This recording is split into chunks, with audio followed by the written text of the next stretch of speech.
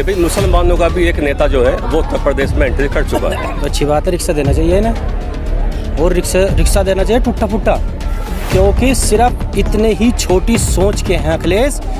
जो छोटी सोच के होते हैं वो छोटी चीज की ही बात करते हैं, इसलिए रिक्शा इसीलिए तो दे रहे हैं। छोटी सोच आदमी की सोची बात है कि राह हक से वो कदम अपने हटा सकता नहीं, हौसले से वो कभी दामन चुरा सकता नहीं, बांध कर सर से कफन आया है वो मैदान में, सर कटा सकता है लेकिन सर झुका सकता नहीं।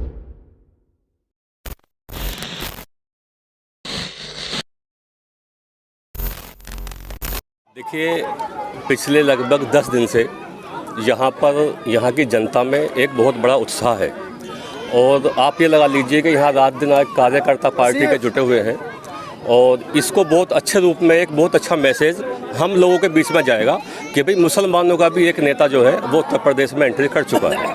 और उसी को लेकर के आज हमारे यहाँ हमारे सदर साहब आएंगे, अपने विचार रखेंगे, और उनको सुनने के लिए पूरी विधानसभा से लोग आएंगे। ये धलौरा विधानसभा है, कहा जाता है कि सपा और बसपा का गढ़ है, क्या ये गढ़ पे जीत काबिज कर पाएंगे? देखिए, आज तक आप समीकरण उठाकर देख लीजिए, जब भी सपा बसपा जीती है वहाँ मुसलमान ने एक बहुत अच्छी भूमिका निभाई है। आज जब हर चीज़ से मायूस हो चुका है मुसलमान, भाई सपा ने कुछ नहीं दिया, बसपा ने कुछ नहीं दिया, कांग्रेस ने कुछ नहीं दिया, उन सब चीज़ों से अलग हटके आज अपनी एक पार्टी ओवैसी साहब ने जो खड़ी करी है उसको लेकर के बहुत बड़ा उत्साह लोगों में है, मुसलमानों में है, दलितों में है।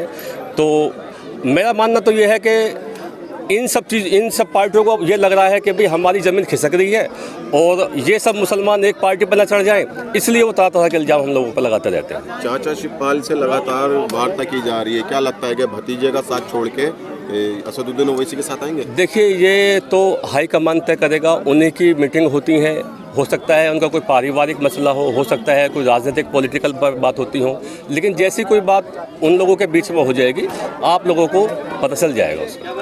क्या नाम है सर आपका? मेरा नाम doctor Nasir Rana.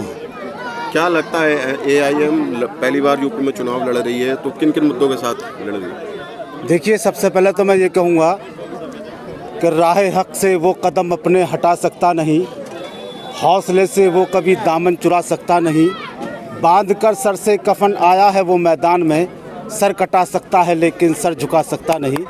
All India मजलिस इत्तेहादुल मुस्लिमीन मुआशरे के तमाम मजलूमों, समाज के दबे कुचले लोगों को इंसाफ दिलाना चाहती है, उनके हुकूक और इज़्ज़त व आबरू की हिफाजत करना चाहती है, ताकि तरक्की में तमाम दबे कुचले लोगों का हिस्सा लगे, उनके साथ जुल्म व ज़्यादती ना हो, उनके साथ हर मौजू पर उनका हक और इंसाफ मिले। इसी मिशन को लेकर ऑल इंडिया मजलिस इत्तेहादुल मुस्लिमीन पूरे उत्तर प्रदेश में अपने सियासी कदम बढ़ा रही है। अच्छा, लगातार असदुद्दीन ओवैसी कहते हैं कि मैं मुस्लिमों को नेता बनाना हूँ, मुझे खुद नेता नहीं बनना, मैं आप लोगों को नेता बनाना हूँ, लेकिन उसके बावजूद भी मुस्लिम समाज का एक बहुत बड़ा तबका उनके खिलाफ रहता है। देखिए, है क्या, मैं असलियत आप लोगों को बताऊं कि जब इन लोगों को ये दिखाई दे रहा है मुसलमान की वोट तो चाहिए, लेकिन मुसलमान नेता नहीं चाहिए इन लोगों को। मुस्लिम वोट के लिए हमें इस्तेमाल करेंगे, दरी बिछाने के लिए हमें इस्तेमाल करेंगे, झंडा लगाने के लिए हमें इस्तेमाल करेंगे, रक्षा देने के लिए हमें इस्तेमाल करेंगे, लेकिन जब हम बराबरी की बात करेंगे, अपने हक की बात करेंगे, तो वो सब स्वीकार नहीं है उन लोगों को। उसी की आवाज़ उठाने के लिए ओवैसी साहब उत्तर प्रदेश में उन्होंने एंट्री करी है, और इंशाल्लाह आने वाले समय में बहुत अच्छा रिजल्ट हम सब उनको देंगे। लेकिन अखिलेश यादव लगातार कहते हैं कि आजम खान भी उप मुख्यमंत्री से कम नहीं थे। देखिए, आजम खान साहब को लगभग 2 साल हो गए जेल के अंदर। अभी लखीमपुर खीरी में एक छोटा कांड हो गया, बड़ा कांड था हालांकि वो, उसके लिए उनको भैया जी को इतना समय मिल गया कि वो जाके वहाँ धरना प्रदर्शन करने के लिए बैठ गए। आज तक आजम खान के लिए एक शब्द उन्होंने नहीं बोला है, और ना ही कोई पैरवी वो उसके लिए कर रहे हैं।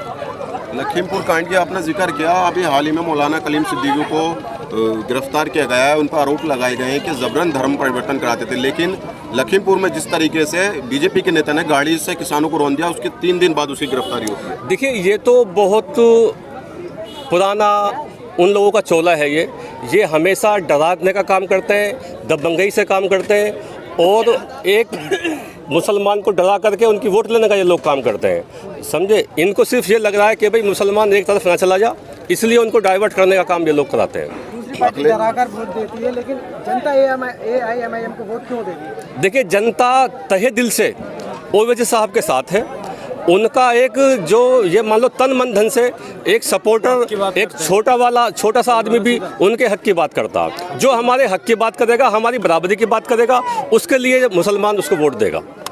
अखिलेश यादव रिक्शा देने के लिए कह रहे हैं मुसलमानों को, खुश नहीं है क्या रिक्शा में? तो ये तो अच्छी बात है, रिक्शा देना चाहिए ना, और रिक्शा देना चाहिए टूटा फुट्टा, क्योंकि सिर्फ इतने ही छोटी सोच के हैं अखिलेश। जो छोटी सोच के होते हैं वो छोटी चीज की ही बात करते हैं, इसलिए रिक्शा इसीलिए तो दे रहे हैं। छोटी सोच आदमी की सोची बात है जनाब।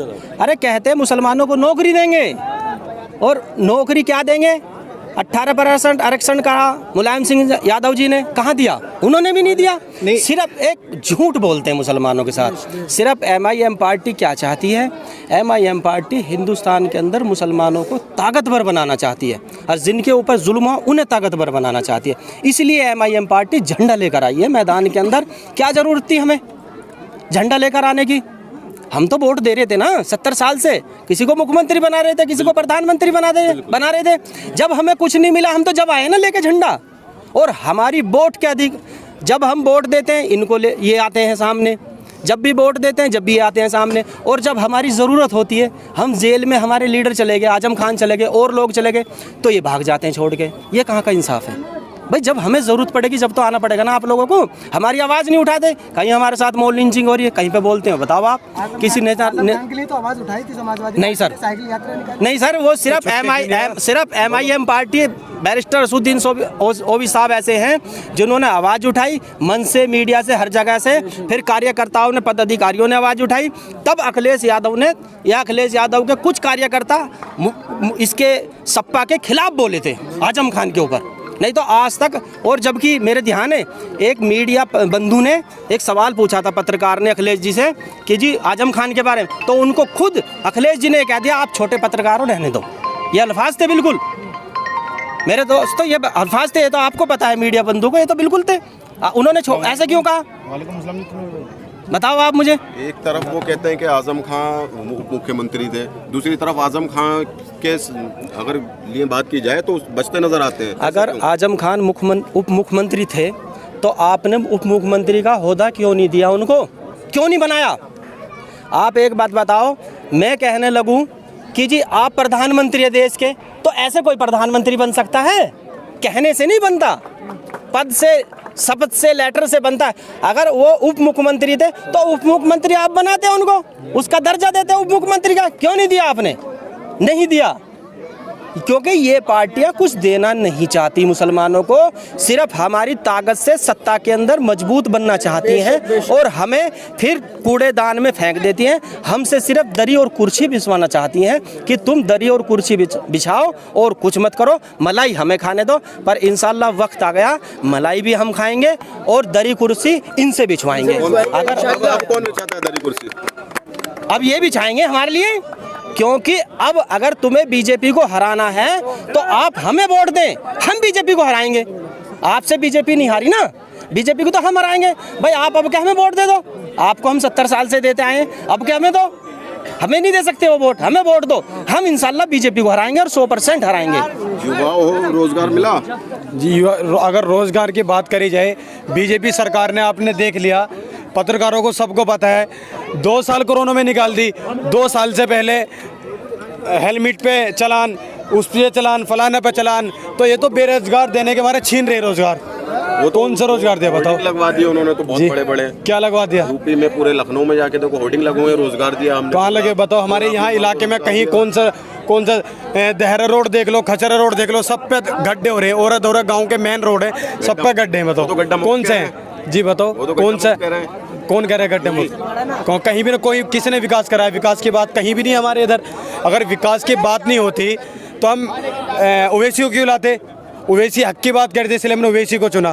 प्रधानमंत्री झूठ बोल रहे हो, कह रहे हैं सीएम योगी ने उत्तर प्रदेश का नंबर 1 बना। राजनीति झूठ से चल रही है उनकी, झूठ से तो जीतते आ रहे हैं। पिछली बार सबको पता था कि यूपी के अंदर अखिलेश ही आएंगे, तहलका था अखिलेश का, लेकिन फिर भी बीजेपी आई। तो 17 में भी जीत गई, 19 में भी जीत गई। तो अब ओवैसी का साथ, ओवैसी को जीतेंगे, अब के नहीं जीतने देंगे। इंशाल्लाह ओवैसी को जीतेंगे, इंशाल्लाह ओवैसी को जीतेंगे। देखो आपके चैनल से मेरा ये कहने का माध्यम है कि इस पार्टी ने हमें सिर्फ तेजपाल के पत्ते की तरफ इस्तेमाल किया। तेजपाल के पत्ते सब्जी में डालते हैं, उसका स्वाद लेते हैं, उसे निकाल कर फेंक देते हैं। ये पार्टी सिर्फ हमारा इस्तेमाल करती है और इस्तेमाल ही कर रही है। इसने इस 5 साल में कुछ भी विकास नहीं किया, कुछ भी, जिसे कहते हैं 1% भी विकास किया हो। ये सिर्फ राजनीति करती है हिंदू मुस्लिम की, ये राजनीति करती है गौ माता की।